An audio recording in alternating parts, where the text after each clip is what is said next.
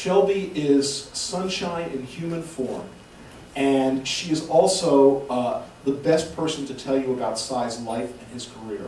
She has a unique point of view, and I think you will enjoy her enormously.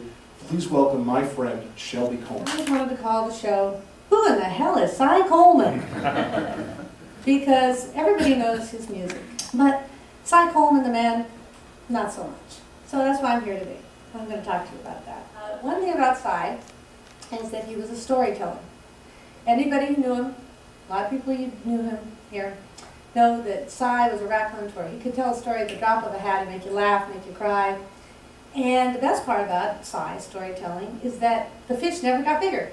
It was always the same story. He told it exactly the same, which gives me the ability to do what I'm going to do today, which is basically to talk about Cy through his own stories.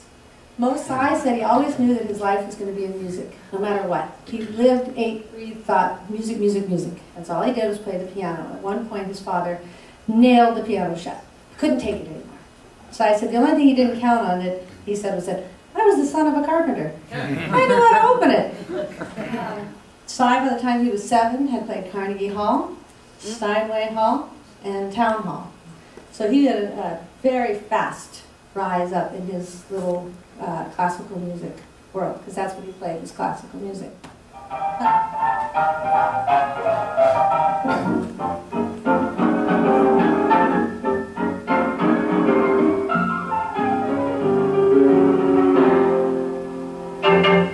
Hi, Johnny. Hi, Cy. Boys. Revolver?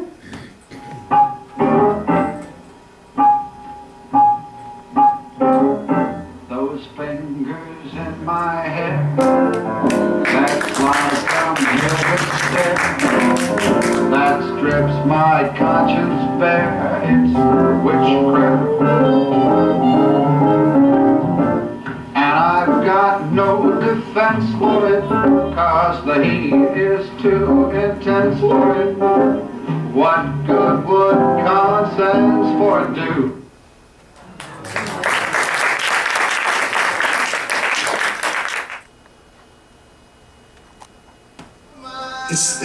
It's a marriage between the lyrics and the music, and once again that wonderful identifiable beat, you know, the da do de do de do da do da, you know, that just to hear that over and over again, that repetition right away, it communicates right away, and that was Cy's gift.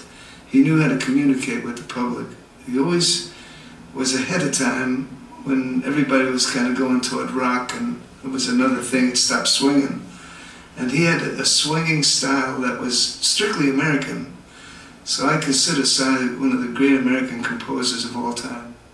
Of all time. Tony and I agree on a lot of things.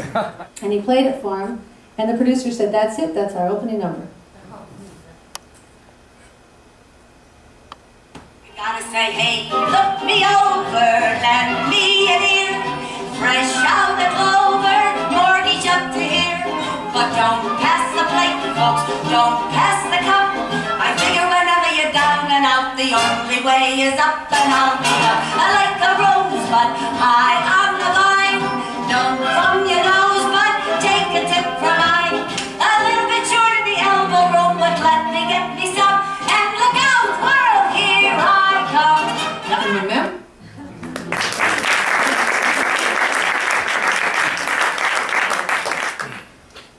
So in 1966, Sweet Charity opens at the Palace Theater.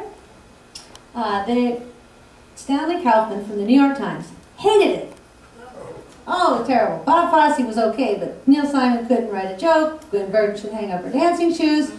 And as far as the score goes, and this is a quote from the paper, not only are there no songs you can remember from this show, there are no songs you would want to remember.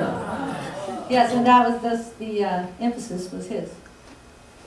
The minute you walked in the joint, I could see you were a man of distinction, a real big spender. Good looking, so refined. Would you like to know what's going on in my mind. So let me get right to the point. I don't pop my cork for every guy I see. Sorry.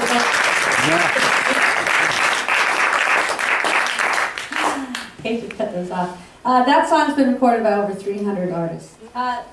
Here's just a picture of Cy as a dad. He was a great dad. He loved being a dad.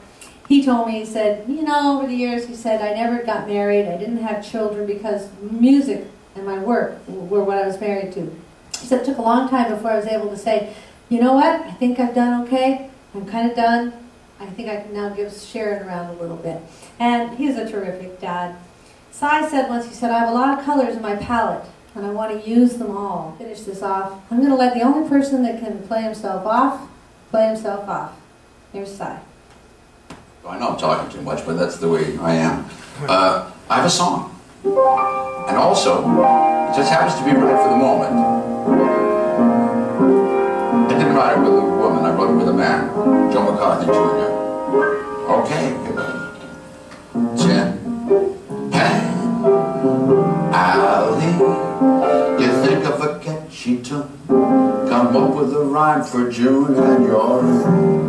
Tin Pan Alley, where music with the lyric has caused the dizzy miracle of Tin Pan Alley. Them sentiments that you write can bring up a fortune overnight in Tin Pan Alley. It goes to show what you can do with I love you. It's daffy, dreamy, for what I wouldn't give to be a music man. Can't you see me side by side with Mr. Berlin, just one of the guys that's making that tin in Tin Pan Alley. Yes, that's the dear old place where I belong. Oh, you can have society, just write my name in variety with a Tin Pan Alley. Hey, throw me a rhyme for Sally, give me a Tin Pan Alley song. Well, there it is, now into the film.